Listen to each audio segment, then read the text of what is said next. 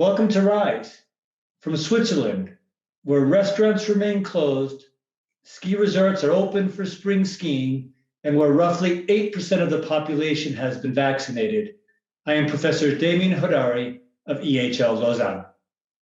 And a very good morning, good afternoon, and good evening, wherever you are joining us from across the world. And how's it for my last time from beautiful South Africa before I head to hotel quarantine at Heathrow Airport? A very warm welcome to Rise. We are into day 344 of what was supposed to be a 100-day project as all of us make sense out of what was happening to our lives, our livelihoods, and our liberties during these COVID-19 times. We are so grateful to everyone who has joined us from day one of season one of Rise last year. And as we build up to our first anniversary, the fact remains our world has changed profoundly and it continues to. We know from economic impact research that was released last week from the WTTC that 18.5% of our industry effectively was left behind in 2020 when it comes to all those that are working in travel, tourism, and hospitality. Why should you stay optimistic about the future of our industry? That is why we have Rise. Stay with us and we'll give you all the reasons why all of us should keep on keeping on, staying calm, staying hopeful, and staying with Rise. We have a great one this week. And before I hand it over to Demian to tell you what's on this week's program, please don't forget to send us the questions you might have. Send it through the Q&A box itself or through an email to our email address. But please do let us know. This program is for you. And as always, we are here with you, for you, because of you. And I need all of you to keep Professor Hodari in line. So, Professor, what's up this week?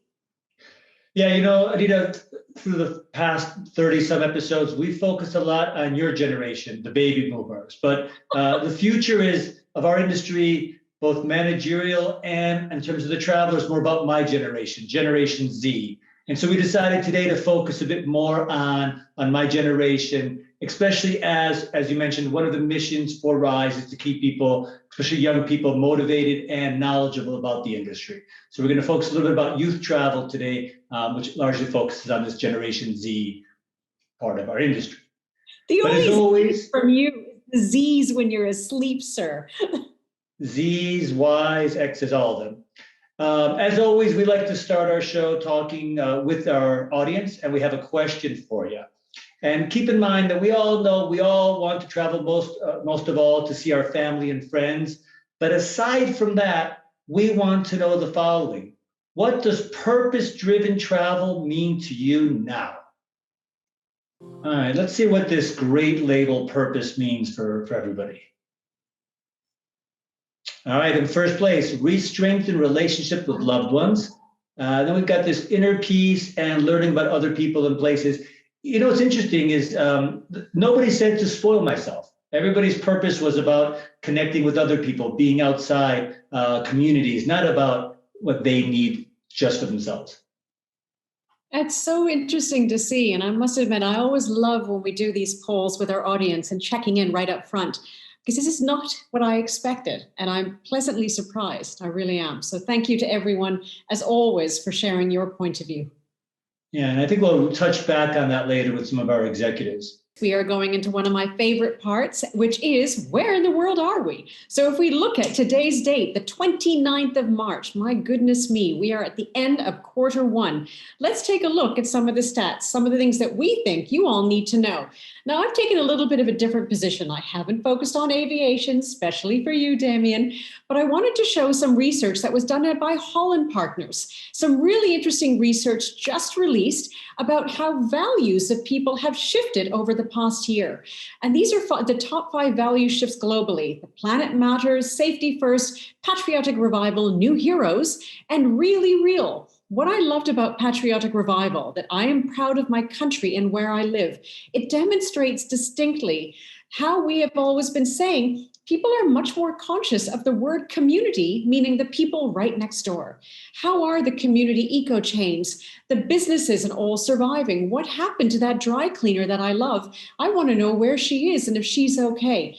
This will have a direct rub-off, no question about it, on travel. Not just because of domestic travel, but people feeling when I travel local, I can help my local community get back on its feet again. I really enjoyed seeing the results of this study, which takes us to the next slide, which is really about, okay, so with these value shifts, what do people expect of brands and businesses?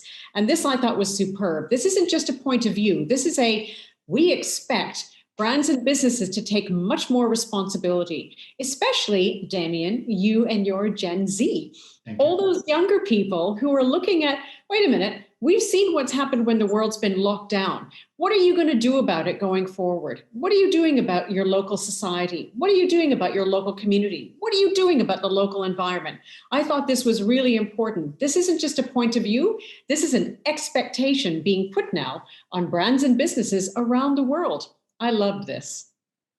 Yeah, really interesting, especially when you see that generational, not disagreement, but divergence. I think that's particularly interesting. I've got two pieces of data for the audience today. The first comes from our friends at HOSCO. And you can see this is about headcount recovery. This really here is saying, when do firms expect to start hiring again for their firms? And you can see most people here are really talking about, middle of this year already forecasting that they're going to be hiring quite a few people back to their firms. Of course, not entirely. But if you look at the blue line, that's about when these firms expect to have full headcount that is equivalent to what they had pre-pandemic. And you can see, even if we're hiring this year, no one's really expecting this until at least, let's say, the second half of next year. And what's particularly interesting, which you don't necessarily see here, is that this is 25 points below what it was 6 months ago or 4 months ago in the most recent survey, meaning people are a little bit more pessimistic about full recovery in terms of when that's going to take place. So some positive news in terms of people hiring, a little bit disconcerting news about how much they're going to be hiring. My second piece of data is actually a little bit different from what I usually do. And in fact, with the Young Hotelier Summit, which, as you know, took place last week, organized by students at EHL, in which we had a special episode of Rise, we asked the delegates how committed they were to a career in the hospitality or tourism industry, and to compare that to how they felt pre-pandemic. You can see 75% of these youngsters, these students, said that they were more or much more committed to the industry. And I just thought that was really positive. The number of people who answered the question, unfortunately, wasn't huge, so I can't be completely confident in the results, but it is a good indication of the fact that young people are still passionate about the industry. Those that have chosen to go to school, develop their skills and abilities, commit to it, continue to feel that. And I'm glad we haven't lost a lot of people to this much less interested aspect of it. It's interesting, Demian, if I can just comment on that. And I love the fact that you wove in YHS, and it was a huge honor for Rise to be on YHS last week. I love that you've shown this, because do you remember back in season 1, there was such nervousness about the younger generation of hospitality leadership having to compete with established professionals in the industry who were now also looking for jobs. And we've seen over the last year that fresh young thinking, entrepreneurial spirit, flexibility of models, that's going to be an advantage going into the workforce in the future, not a disadvantage. So I really love this, because it shows how everything is changing and opportunities are emerging where we never originally anticipated. This is great to see. Well, as long as you love what I do, I'm happy. So great. We've got some headlines as well. And I've got two today. The first of which, again, is a little bit different from what I normally do. And it comes from Harvard University's communication rather than a newspaper. And I'm just going to read this to you. The educational benefits of travel. With her company, Voyage, master student Yasmin El-Bagari is breaking down barriers and fostering global connections for a more peaceful world.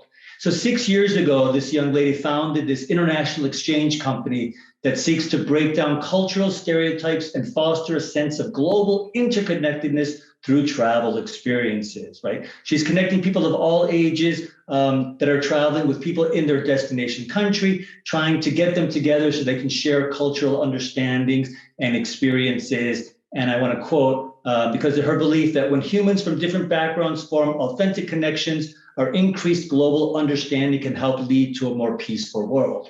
And I love this fact. She's traveled around all 50 states in the United States. She's traveled to many different countries. She established this. Now she's got this organization doing this. And I just think it's, again, a little bit along lines with this YHS aspect. Young people passionate about the industry, doing interesting things, not just sitting back, waiting for things to improve. They're doing things to improve it. And I love that. Great. And hopefully we can get her on Rise one day to talk about this. Second one, travel agencies pitch vaccine vacations to desperate Germans. This was just an example. There are many other headlines focusing on different countries, so it's really not a German-focused idea here. It's more, I just don't know how I feel about this, right? Should we be able to go on a sun and sea vacation and get jabbed at the same time? Is that putting us ahead of locals? Is this the wrong way to think about travel and tourism? Is this the right way to be thinking about getting people to travel by, it's another version of wellness travel, if you want. So I'm not exactly sure where I stand. I'm curious what you think, Anita.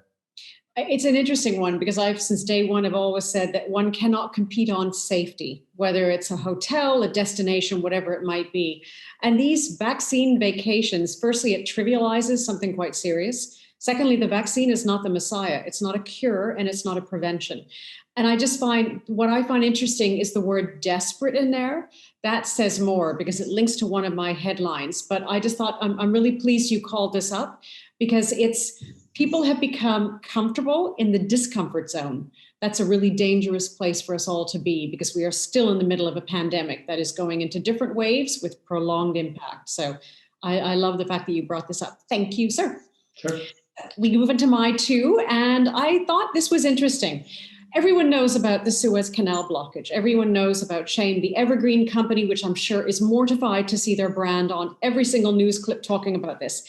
Let's just put this in perspective. One ship that was caught in a sandstorm that went perpendicular in a very small space and is now blocked up what is ultimately one of the world's busiest and most important waterways. It's 12% of the world trade volume that goes through the Suez Canal. 18,800 ships went through 2020 alone. And we know that 2020 was disrupted because of COVID and a lot of manufacturing stopping. That's about 10 billion pounds a day in value that's being stopped. Why am I showing this? It's not about the ship. It's not about the awesomeness of perspective of Shame, that poor lad trying to dredge away the sand, which thankfully has turned around and worked in terms of getting the ship floating again. Why this took my breath away? All it took was one ship and one sandstorm, and global trade has stopped. We know it's going to have an impact on fuel prices. We know that those ships that have been pushed back, there are 350 awaiting passage, have water on them, livestock on them, PPE on them, vaccines on them. All it took was one simple sandstorm and one ship, and global trade stopped. That's what I thought was fascinating in terms of how fragile our world still is. And Mother Nature, all she needed to do was blow a little dust. And once again, we are humbled. I was really taken aback by the scale of this and the teeny tininess of that moment, which takes us to the next one. And this links to your point about vaccines. This broke news last week. Now, I'm sure very few people didn't hear about this. And the fact that anyone holidaying abroad could be fined £5,000 by the UK government. Why this struck me was firstly, the scale of it was incredible. The fact that it's going into law is incredible. If you have an essential reason, now including business to go, you can go. Why this hurt me to see this was not about the fine, was not about the law. It goes to your word desperate, Demian, in your headline. People are aching to get away. People are aching to see loved ones. People are aching to hug again and feel some hope. And this news just went smack and hit people in the heart. That's really quite sad. It's a bit like the German government saying they were going to do a hard lockdown over Easter. That's been removed because of processes, but still, people are exhausted of hurting. And that's why this really took me aback in terms of, oh my goodness me, another reason to write off North American summertime. Right. That's very sad. So, and the fun part is the video goes to you. Yeah, and it actually builds on this a little bit, this idea that people want to travel, but in some ways may be punished for doing so, depending on how they do it. So let's watch the video, and then I've got a comment afterwards. Miami Beach quiet today. But a state of emergency remains in effect after images like these forcing the city to extend a no-excuses curfew from 8 p.m. to 6 a.m. Thursday to Monday for the next 3 weeks. The mayor of Miami Beach says the extreme measures required after spring breakers and tourists overwhelm South Beach. Running and for their lives. You can't have that in a city. That can't be a nightly event. Since spring break began last month, police here making more than 1,000 arrests a day for people not respecting even the very lax standards and protocols that exist in Florida, which has been leading the way in terms of reopening. And my point here was not a generational comment. It was a little bit, a year ago, we had a similar thing with spring break where it was well documented, people were being cavalier about it. We're a year later and we're still acting relatively similarly. And it just concerned me that with all this pent-up demand to travel, people aching to travel, like you said, are we responsible enough to do so? And clearly there are people that are, and there are people that are not. But I just thought sometimes we need to just take a step back and say, we as a society, we as a civilization, we still have a long ways to go in terms of how we behave. Remember, one of the main reasons people say they don't want to travel internationally, the fear of how other people are going to act around them. And this is an example of that. So I just wanted to bring that up. It's such a great video, and I'm really grateful that you brought that on because it reinforces the fact that Mother Nature caught us out the first time. Waves 2, 3, 4, 5, and however many are to come are because of human negligence. And the longer we do this, the longer we're going to be in lockdown. That's the really sad thing about this. And it was funny because I was on a session last week and people were talking about the risk of travel, the risk of travel. The risk of travel is no longer the disease. It's no longer the virus. The risk of travel is lockdowns, quarantines, regulations changing, borders closing. Why? Because of this stuff. And that's the sad thing, but we either all win or we all lose. It's as simple and straightforward as that. So thank you. That's a great, great video. I'm grateful you put that on. Yeah, well, you're very welcome. We're going to move now into our second poll and then bring on our executives in residence. So our second poll is basically, why are you aching to travel again? Or are you not? Let us know. And our results are to feel alive and some sense of normality again. I mean, I have to agree with that, right? Once we feel like we can travel, once we are traveling, I think if you look at all the surveys, the number one thing people say they miss is traveling, obviously seeing family and friends, but it's traveling. That's what everybody wants to get out there and do again. And I think once we feel that we can do that, once we can do that, even though there might still be some kind of restrictions, maybe we're still wearing masks in certain places, I do feel like that will be the sense of normality. So I agree with our audience. That's really lovely. And it's to your point, it's about the fact that the lockdowns are not just physical, they're psychological, and people just needing to get back out there. It shows as well how much a part of our life and our love is being able to travel. And that's part of who we are. This is great. As always, huge thanks to everyone who put up their results. Thank you for that. So we now go into our executives in residence. And while sadly Demian couldn't be one of our execs in residence because he's one of our great co-hosts, we found two others who are perfect to talk about Gen Z breaking free, being able to get back out there and feel alive again. Very excited to have with us, we have Adam Armstrong. He's the global CEO of Kentucky and is a brand that is synonymous when it comes to travel with the younger people, younger spirits.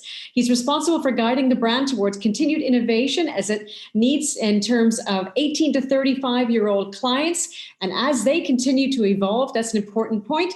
It's a brand that was created in 1962 and in 2019 had over 350 itineraries across 6 continents itself. Amazing brand, amazing leader, amazing that he is with us on Rise. So thank you very much for that. We also have joining us a very loved colleague and friend of mine, Eduardo Santander, who is the Executive Director and CEO of ETC, the European Travel Commission, an association of national tourism organizations created in 1948 to promote Europe as a tourism destination as a whole. Exciting to have him online with us as well. Eduardo, welcome to you both. Thrilled to have you on Rise. And gentlemen, welcome from me as well. I'm going to jump into things and ask you about that second poll that we just asked. First, you agree that travel is this first indicator that things will be back to normal? And what are you seeing through your research and your clients in terms of what they're looking for in their first travel experience? So maybe, Eduardo, we can start with you with a kind of a bigger picture research perspective. Sure, Demian, thanks so much for having me, and thank you, Anita, for the lovely invitation. I'm delighted to be here. Okay, let's start with the basics. I think travel is based in something very human, inherently human, which is the need of predictable facts. So when you go, it's the same way we watch a film over and over, is we knowing how it's going to end, but we like it. It's the same way we are now trying, really desperate to go to that predictability stage of mind to say, okay, I'm going to go on holiday, I'm going to be having fun, everything's going to be, normal again, like what people refer now to new normal, if you want. So it's something so inherent from our nomadic forefathers and mothers that, we cannot even control the situation right now. And I think this is what it's happening now, looking at, your beautiful presentation before and with all the headlines and we're living over and over. It's this exactly lack of predictability where it makes things so difficult to understand also for all human in any age, for me now, I'm traveling with children. Imagine how many things I have to take into account every time that I travel. If we're waking up very early in the morning, we're going to have a stopover somewhere. If there's going to be like a quarantine or not, because I cannot have children, like in a room, closed in a room for more than, 2 minutes sometimes. So imagine, for 14 days or something. So you see how something is changing profoundly in our societies. And, I always say that we tend to try to forecast the future all the time. And we want to know what is happening next summer and how it's going to be. But I always say, and this is a quote that is from Antoine de Saint-Exupéry, which is the author of The Little Prince, as you know. But in one of his other less known books, it's called La Citadelle. That's the French name, but it's a bad translation in English. It's called The Wisdom of Sands. It says, your role is not to forecast the future, but to shape it. Meaning that here we have to take the elements of societal changes, all that you have seen there, digitalization, new art, new modes of mobility, definitely, the climate emergency, and put them all together, and not just to forecast what it's going to come, but to shape it together. And believe me, I'm now so convinced that we're never going to go back where we were, just a year ago. And I think I'm trying to convince even members of my family that they should stop thinking that everything's going to go back to what they call the all good normal. Those patterns, those exponential growth, not only in international visits and arrivals and expenditures and so on, but the exponential growth of everything, of use of single-use plastics, of obviously carbon emissions, if you want, but the use of potable water and so on and so on. I think at a certain point, we have to reshape that curve. And this is just a side effect that tourism is, because, tourism is based on predictable facts, and there's no more prediction. Weather is changing, weather patterns are crazy all over the world. There's no skiing season, sometimes in the Alps. You have hurricanes in the Caribbean. And now we see that the predictability has also to do with many other things. It has to do with the global health pandemic situation, which is very new to all of us. Okay. But it's not new for nature. So how are we going to deal with this? And this is what I would like to pick the brains of everybody listening, because this is a common effort. It's not something that, you see that our leaders, I'm thinking personally, there are two things lacking during this pandemic. One is leadership. We love to have someone telling us what to do. And, so a mother, father figure to say, okay, this guy, this lady is right. We want to, but there's, we lack that knowledge. So we have to create that collective knowledge. And second, and very important, is citizenship. because everybody's putting the responsibility in someone else. I won't, if they are not going to control me, I'm going to travel, or I'm going to go out in Miami and party hard. So these two words, leadership and citizenship, go together. Anita. Yes. Thank you. About that, because Eduardo, sorry, just building up on that, and Adam, throwing it to yourself for a second, because reason why we're focusing on Gen Z, because we've been told very clearly that it's going to be the younger generations that are going to be bolder and get out there sooner. Exactly as Eduardo says, there's very little predictability. And yet for you to be able to get people back out there on one of the most trusted brands in terms of you take care of the unpredictable, undesired surprises so people can just predict the fun stuff. How do you re-engineer the Contiki offer as a result to rebuild that confidence in almost taking care of the unpredictable when we are entering into a whole new world of travel with protocols involved? How do you actually build off of what Eduardo is saying? It's good morning or good afternoon, by the way. Thanks for having me. Just along the lake from Demian in Geneva, here in Switzerland. I had a bit of skiing at the weekend as well. Yeah. Got a bit of sunburn on my face, so excuse the somewhat red, pink face. Look, it's really difficult, Anita, because, and I just want to touch on one point first before I get into it. You talked about the youth rebounding, Gen Z rebounding quicker than any other demographic, and that's what we've been saying all up until about Christmas. But then when vaccinations became a reality, our demographics at the end of the queue because of their age. So unless they're an essential worker or they've got pre-existing medical conditions and so on. So we've gone from being at the desperate, to use the desperate word, to get out and travel again. But actually, ironically, we're going to be at the back of the queue. So the older generations are booking cruises and river cruises and hotel stays now. And my customers, my travelers, are still sitting there waiting at home, twiddling their thumbs. They're still highly engaged. They're still reading our content and dreaming, wanderlust about where they're going to go. But it's not translating into bookings in a meaningful number yet because they don't have that certainty. When am I going to get the vaccine? And then borders, I could book something now, particularly on our trips that often go to 10, 15 different countries in one holiday, in one itinerary. I just have no certainty that I'm going to be able to get to do that trip. And so all that leaves us to do is just to generally be ready, get ready for all eventualities. So get everything open,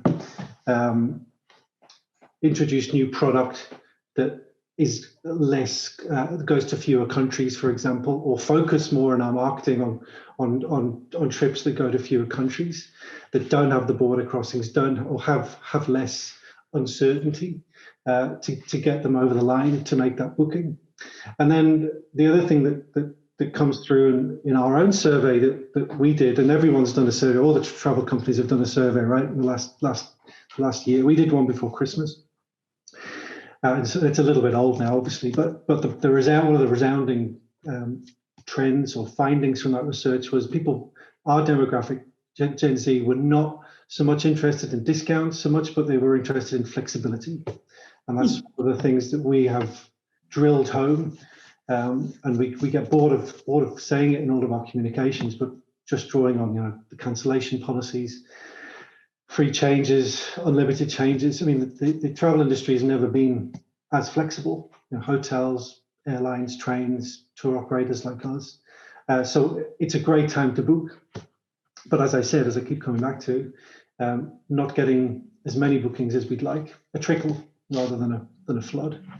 Can I ask just two really quick, short follow-up questions for Adam? The first is this term predictable. I'm wondering if you sense that people want to do something they've done before because it's predictable, right? It's a little safer, go back to that place that I know, that I love. Or is it, hey, I haven't been to a certain place and who knows when I'll be able to do it again? If not now, there may be another ban in the future. So let me go and explore this untapped. Do you sense any trend in those? And then I've got a second follow-up that's really short.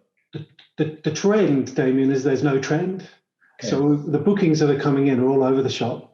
It's like we're getting predictable bookings and we're getting completely unpredictable bookings. Africa, for example, is selling relatively well, which I wouldn't have predicted. So there is no trend at the moment. Okay. And my second real quick follow-up is, because of the difficulty in traveling now and let's say in the next 6 months, all the rules and regulations and fears, is that bode well for businesses like yours? Are more of us going to book through not just Contiki, but other agencies and travel agencies because we trust their expertise? Or is it more every man for himself and I better organize my own trip because they don't even know what's going on? Yeah, and it's an interesting one, especially for 18 to 35-year-olds, because they don't tend to book with travel agents as much as the older demographic. But I think what the pandemic's shown is when you book things yourself, you're booking transport, your flights, train, hotels, various hotels, and everything in between, having to cancel that and get your money back or get a credit is really complicated when you're dealing with a dozen different operators. So I think perhaps some of our demographic may move back to travel agents because they'll go and fix it for you. That's we're hoping there's not another pandemic, right? But if something does happen, they'll go and fix it for you. Thanks, Anita. I just want to go ask yourself, Adam, and then I'm going to ask Eduardo the same question, because one thing I find fascinating is that whether it's speaking to you from a Contiki perspective or speaking to Gavin Tolman from a Trafalgar perspective, which is all within your same family, what travelers are looking for now is very different than before, because they are almost the subconscious what people need to see. And Eduardo, I know you've done some great ETC research in this regard.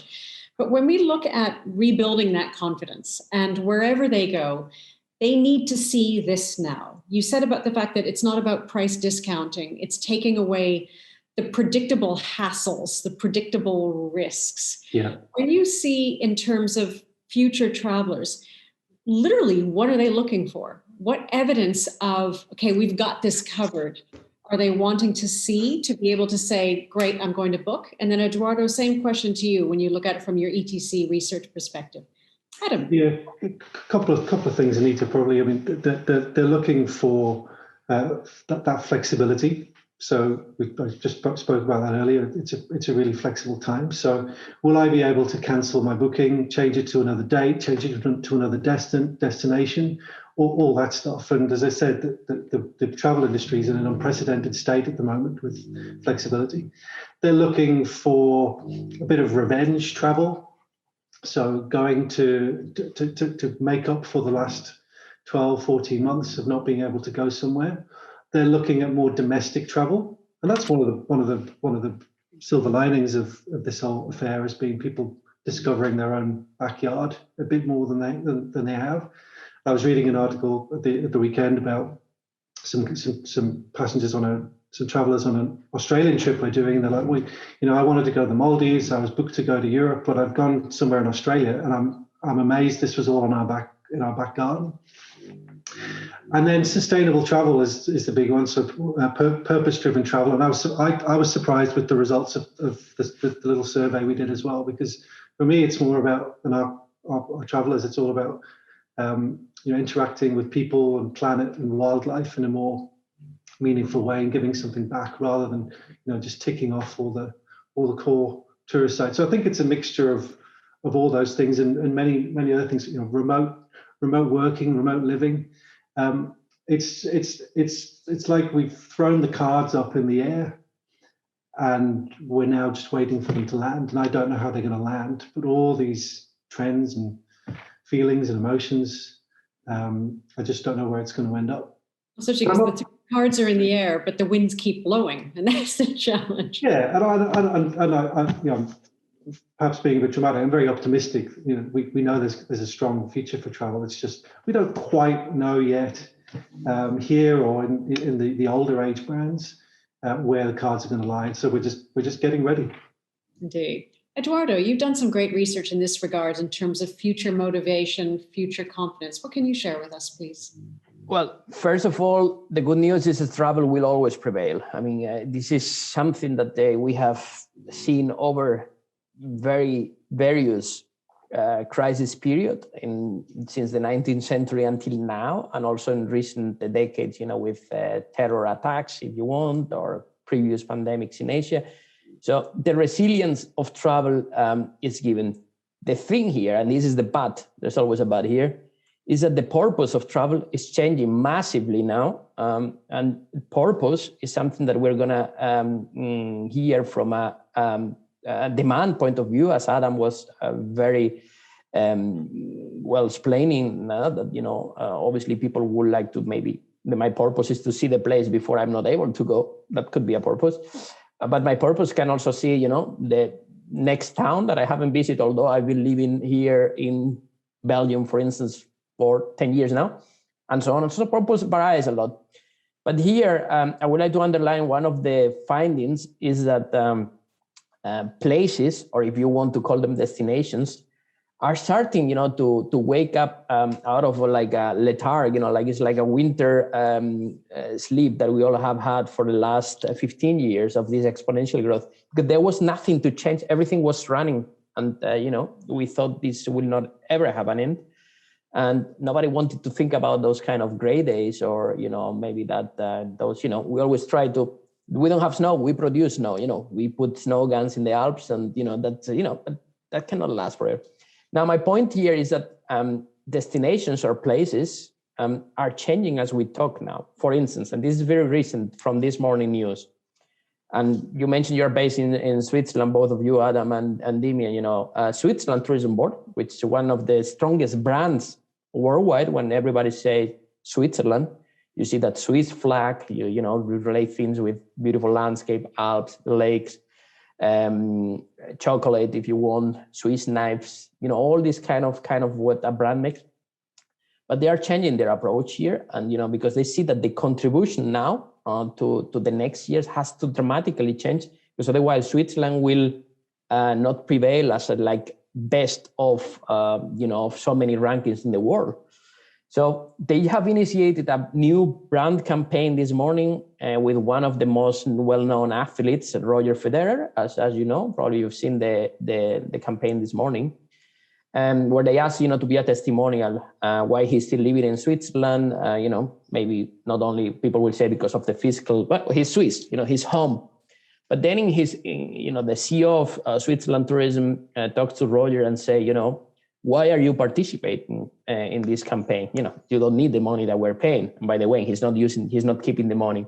You know what he's doing with the money, by the way?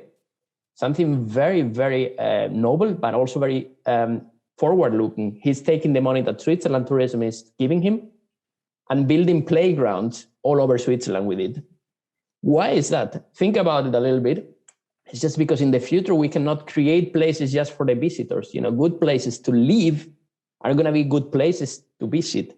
And something that this pandemic is telling us, or even teaching us, that we have kept children in the last decades also, and this is the Generation Z, is the one that 18 years ago was like a baby.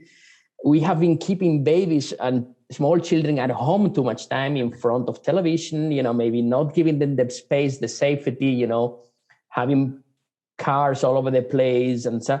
So you see how everything is interconnected. I was talking about mobility, but also about the design of places has to change in this new mindset. And this is bringing me back to this purpose and contribution, because the same way that a place has to change the contribution, to a global landscape that we are all now shaping, and we are so dependent. Whatever happens now in Asia will affect us. Whatever happens on the other side of the Atlantic will affect us too. As you, Anita, you were explaining the thing in the Suez Canal. You see how the whole trade chain is just so interconnected that whenever you just pull out a little piece of it, it doesn't, like a Swiss watch, it doesn't work any longer. So, by the way, Adam was mentioning the thing with remote working. So, but I would say also remote studying. You'll see that. This crisis demonstrated that many of you listeners probably will think about it. Do I really have to move to London to do this, or to think, or maybe I can live in the place where I would like, or I can travel my whole study period. So it is not only travel and tourism affected by this. It's just, as I was saying before, it's about this completely new concept of society. And I refer here also, to the values of travel. Anita has heard that for many years, but it is something that we have to re-educate both travel and demand. That is not only a transaction. Tourism for the last, I think, 60 years is a very revenue margin driven business, very successful, and that's all good. But the problem, part of that revenue now has to be invested differently, and it's not in creating more growth in terms of arrivals, in terms of expenditure, but it's in create what I was referring to, contribution. And contribution can be translated in sustainable goals, it can be translated in educational goals, or like Roger Federer now, in playgrounds. And I must say, I think Swiss Tourism is going to give you a very warm thanks for that. And it's a great example that you mentioned about Roger's campaign. I want to pick up on something that you said and ask Adam and yourself, Eduardo, in a moment, and then we'll go to questions that we have from the audience. But you said, Eduardo, I would see you normally 8-10 times a year, somewhere in the world at different events on different stages. And it became a bit of a blur. And now we've got the Gen Zs breaking free and saying, you grown-ups have messed this up, and you were too busy running around the world to take care of the world. I would love to know from each of you in 30 seconds, Adam and then Eduardo, what do you think? I can see Adam's eyes widening. So what's she going to say? Okay. What is the biggest lesson Gen Zs are going to teach Gen Xers, baby boomers, whoever it else is, about what we demand of the future of travel? What does your gut tell you? Adam, 30 seconds. Say the question again, Anita. What are Gen Zs going to demand from the future of travel, whether we're ready or not, in terms of, like Eduardo said, the values have changed, the needs have changed. You people do this for us, or we're not going. I think that the purposeful travel and sustainability is going to be one of the big lessons, and we've been taking some time to focus on it a little bit more than we would have done if we've been in the cut and thrust of normal life. So I think you'll see people thinking more about the frequency of their trips and thinking more about the carbon footprint of their trips, local sourcing. And I think you'll see more thought around local interaction with people, wildlife, planet on their holiday, rather than more sedentary habits, shall we say, of a normal holiday. So I think it'll be a strong influence in sustainability. Oh, you're good under pressure, Adam. I must say I'm impressed. And I think Eduardo's sitting here thinking, damn, he took my answers. No, not at all. The thing, actually, Adam is setting very uncomfortable truths, which is the fact that, there has to be also when we say to big tour operators, to big hotel chains, you have to become more sustainable in the three, pillars of sustainability: socially, economically, and environmentally. Okay, those are big words, but it's very difficult to translate that, into real projects, tangible and intangible projects. I have create like the terminology of accessible sustainability, which is the phase that the industry is going to have to face now in the next very short term, 5 to 10 years. I'm talking of this digital and environmental revolution, which is to create accessible, sustainable products and experiences that will have to interact much more, not only with the supply, but also with the demand. And here is where I'm looking at Adam and say, we have to listen much more instead of prescribing people what to do. So meaning that, in the past, we used to say, for instance, in Europe, and I'm talking from experience, we used to sell to American citizens, the same Europe, you have to visit London, Rome, Paris, Amsterdam. We created this kind of grand tour, fictive or real, that, and we put it in movies, in Woody Allen helped us with this and that, you see, we created that kind of state of mind that Europe has to be visited in one way and in one kind of route. But when we made research about this and we asked Americans, Southeast Asians, Chinese people about their image, this image was not matching what we were selling to them. So I think there has to be a huge exercise and effort, to listening or to listen much better and to study exactly what people want before creating any products that will not be successful, maybe and not somehow viable from an economic point of view. So when I mention this kind of accessible sustainability, this is, the reality of it is until very recent times, if you wanted to have the accessibility plus, you had to, that was for a few gigs, let's admit it. Yes, and nobody was, clicking the box of, reducing CO2 emissions and, your green, footprint and so on and so on and so on. I think we have to standardize this kind of universal standard of accessible sustainability, and that will flow. It's a matter of survival too. Indeed. And to that point about listening, Demian, how about some questions from the audience? Let's get at least a couple of those in. Sarah, you got a question for us? Yes. Lisa asks, during the past year, we've heard that leisure travel will rebound first. Within youth travel, is there a specific type of travel that you think will rebound first? So Adam, and you mentioned you think we're going to be more sustainable, more purpose-driven. I'm more pessimistic. I think first thing people want to do is go and party, and we saw it in the video, and let loose, understandably. Where do you really see things going? Yeah, I'm generalizing with sustainability. It's not important to all Gen Z, so let's put that on the table. Quarter or a third the people we questioned, it was not of relevance to them.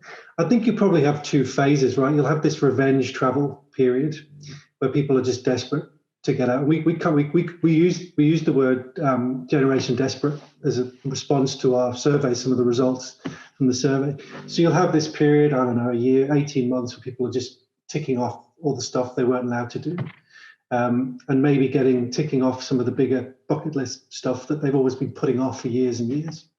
And then after that, I think you'll see things starting to calm down and people being a bit more thoughtful with where they're going, how often they're going, what's their carbon footprint, what sort of operator do they go with. So I think there'll be a mad dash just to go out everywhere and anywhere.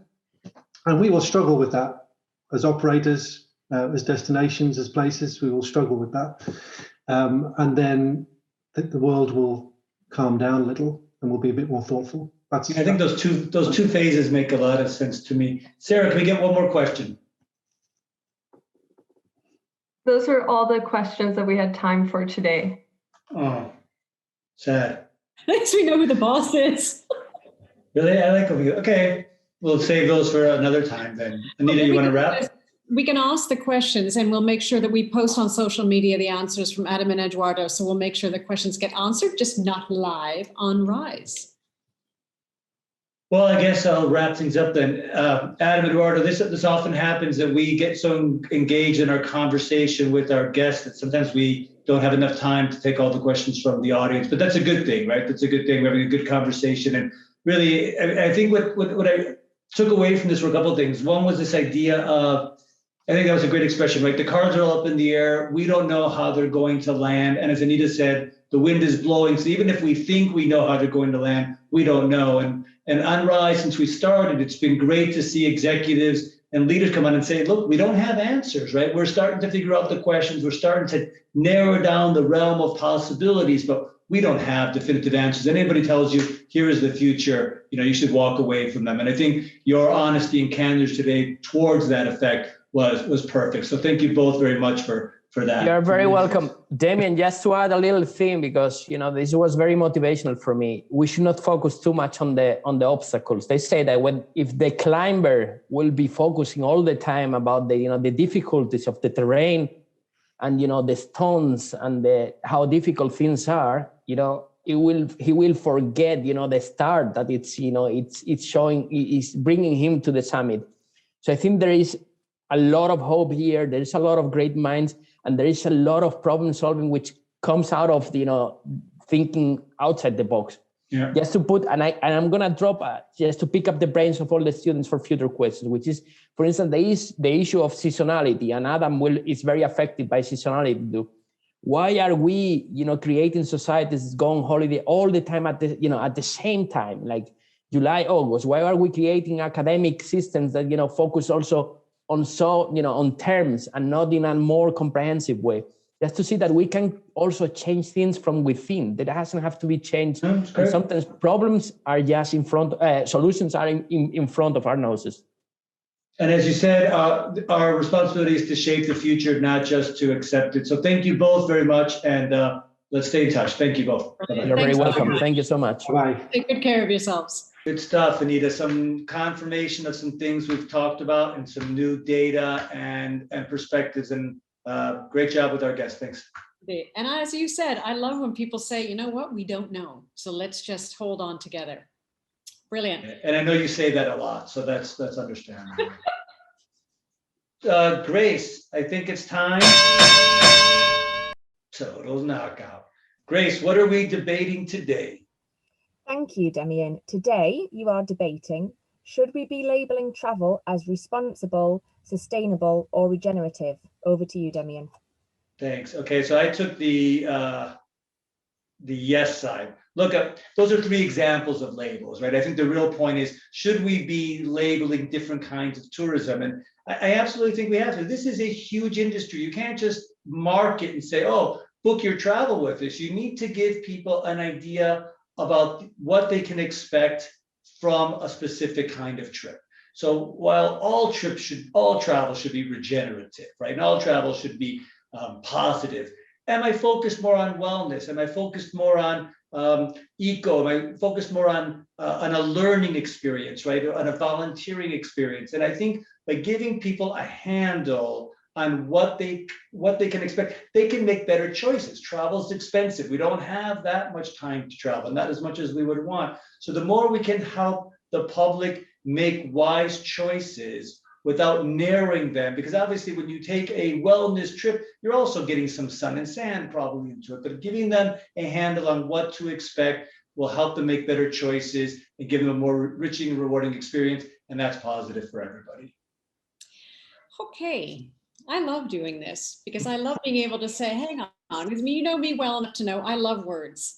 This is not about niches. This is not about wellness versus cruise versus educational. This is about labels: responsible, sustainable, regenerative. So you give me trouble for changing the question. I'll give it to you back. Reason being, and I always use the words which drives my team crazy, for what purpose? Sustainable, regenerative, responsible, incredibly important words. Sadly, they have been turned into niches. But if you look at the words, I'm going to take a responsible tourism trip as opposed to what? An irresponsible trip? Yeah. An unsustainable trip? A degenerative trip? The point is, we're mixing two things up. My argument is this: when it comes to sustainability, regenerative, and responsible, those should be part of the DNA of travel itself. Those should be part of the re-engineering of the future of travel. Putting labels on them is judging. Putting labels on them is making it fashionable. I'm going on a sustainable travel holiday, as opposed to what? The wording is confusing. I agree with you 1000% in terms of the niches and the types of travel and the expectation. But words, because I've seen now, I had a colleague of mine ask about, should we be using regenerative or sustainable? It's all about the DNA of making sure that our travel is building societies, economies, strengthening environments, and strengthening cultures. Simple. The labels are damaging. The labels in the case of regenerative, responsible, sustainable are not about niches. They're about types. Those ethical types need to go into the DNA of future travel. It's not about labeling them one or the other, because you can have irresponsible wellness travel, responsible wellness travel, degenerative educational travel, regenerative. These are two different things, labels versus niches. So with respect, Professor, you're mixing the two. I guess the only point I would make, I know we're out of time, is people are hesitant to travel again, even though we want to, because we don't want to cause damage. So if I can go on a trip and what I'm buying makes me feel good because I do see that it's sustainable, I am staying at places that buy local, that employ local people instead of importing, I'm going to feel better about my travel. And that's just a positive aspect. So as opposed to knowing I'm going to Miami to party down for a week, no pretenses about it being a sustainable, responsible trip. Let those who are interested in that benefit from the feeling that it gives them to be doing that, and let those who don't care not use those terms. Okay, Grace. Time to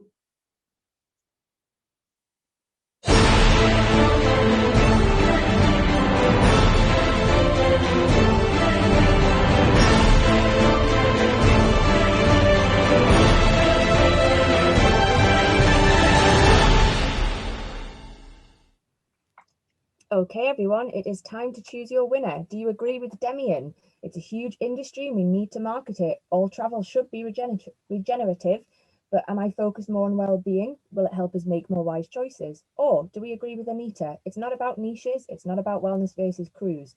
Important words turn into niches. It's part of the DNA of the future of travel. Make your choice. You're the karaoke man, Demian. You sing. And I think it's time for the results. Oh, destroyed. No, It's a good debate. It's always a good debate. Oh, You got your words mixed up. If you want to have your degenerative, irresponsible travel, I'm starting a travel company that's called Degenerative Irresponsible Travel. I am going to outperform those that are doing sustainable, responsible travel. You just wait and see. Aye. Onwards. And so we look to the future, and yay, we're going to have a great episode coming up in 2 weeks' time on the 12th of April. I will be in my quarantine hotel, so you can all see from the inside what it's like and whether I got my bubbles only request. And it's going to be focusing on Rise, making a meal of it. No, we are not focusing on yeast. We are focusing on restaurants and food, looking at the industry itself. Can't wait to have 2 superb guests coming online between now and then. Please do drop us a message at riseweekly2020@gmail.com if you have any questions going forward itself. In between now and then, don't forget to check out our blog, Rise and Shine, and on our website, every other episode in the past to see what's been happening on Rise. From my side, as we wrap up very swiftly, I'm going to say, as always, thank you for being here with us on Rise Season 3. We're heading towards our anniversary. As we move towards April 12th in the next live episode, please stay safe, stay strong, stay hopeful. Where you need to, stay home. Keep your hands clean. And thank you for joining us on Rise. Professor Hodari, over to you for the irresponsible close. Yes, I was just going to say, I hope everybody does manage to travel a little bit during the Easter holidays, does so safely, go and explore your local neighborhood, domestic travel, contribute to those restaurants and hotels and events whenever you can. Do so safely, and we'll see you after the holidays. Bye-bye. Take care, everyone.